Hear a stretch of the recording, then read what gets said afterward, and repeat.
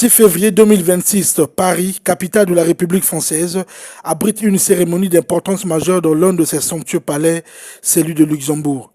Il s'agit bien de la remise de distinction des nominés identifiés à travers le monde par la Ligue universelle du bien public. Le Congo y est honoré à cet effet par Cephas Germain Ewangi, secrétaire permanent du Conseil consultatif de la société civile et des ONG, qui s'est vu attribuer la haute distinction de la médaille d'or. Cephas Germain Ewangi reçoit cette prestigieuse distinction pour ses multitudes d'actions de défense en faveur des droits humains dans sa quête perpétuelle du bien-être dans la société. Après la lecture de sa biographie par Jean-Claude Baudry, président de la Ligue universelle du bien public, Cephas Germain Ewangi reçoit cette médaille d'or.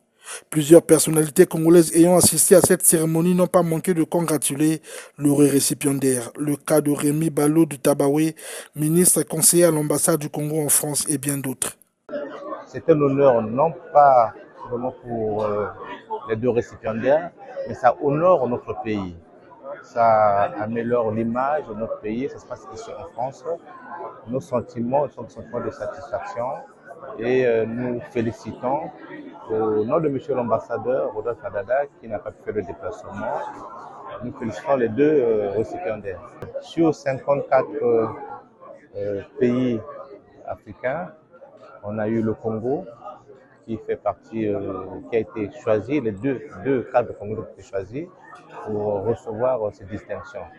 On pourrait bien dire que la voix du Congo est portée haut et l'image du Congo est rehaussée. Cette distinction devait être un encouragement pour d'autres Congolais. Ça ne peut pas s'arrêter seulement à ces deux Congolais, mais c'est un encouragement pour d'autres Congolais à faire mieux partout où nous nous trouvons pour que dans les jours à venir, puissent bénéficier également de ces distinctions. Vous saviez que M. Cephas Ewangi, c'est un acteur de la vie publique et c'est quelqu'un de chevronné qui a beaucoup œuvré dans le sens de l'équilibre de notre société. Je pense que ce prix décerné à M. Cephas Ewangi, c'est un prix méritant, parce que c'est un monsieur qui œuvre pour l'équilibre de la société depuis fort longtemps.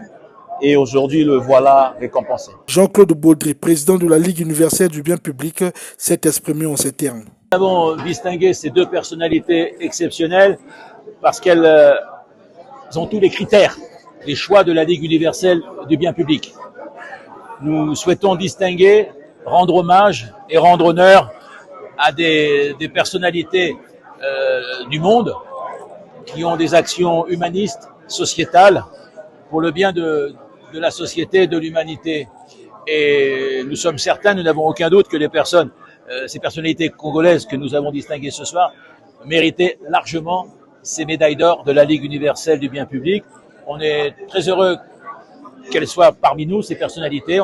Et si ce soir on a choisi de distinguer des personnalités congolaises, c'est parce qu'elles entrent dans le cadre de ce que nous souhaitons, c'est-à-dire des personnalités courageuses, au service de leur République, au service de leurs citoyennes et de leurs citoyens, au service de ce qu'on appelle le bien public. Et pour nous, c'est important de leur rendre hommage, de faire savoir qui elles sont, pour les encourager et les soutenir dans leurs actions présentes et à venir. Pour Cephas Germain Ewangi, cette distinction de la médaille d'or, il la dédie à toutes les organisations de la société civile congolaise. Toutefois, outre d'illustres personnalités venues de la Chine, des USA, Canada et Japon, la République du Congo a été à l'honneur avec deux nominés, à savoir Cephas Germain Ewangi et Raoul Mexon Ominga, directeur général de la Société nationale des pétroles du Congo. Rappelons que cette prestigieuse distinction de la médaille d'or lui est décernée 48 jours après cette tenue à Dakar, le 19 novembre 2025, l'élevant au grade de docteur honoris causa par l'Institut africain de recherche pluridisciplinaire appliquée et le Centre de valorisation professionnelle de Tunis.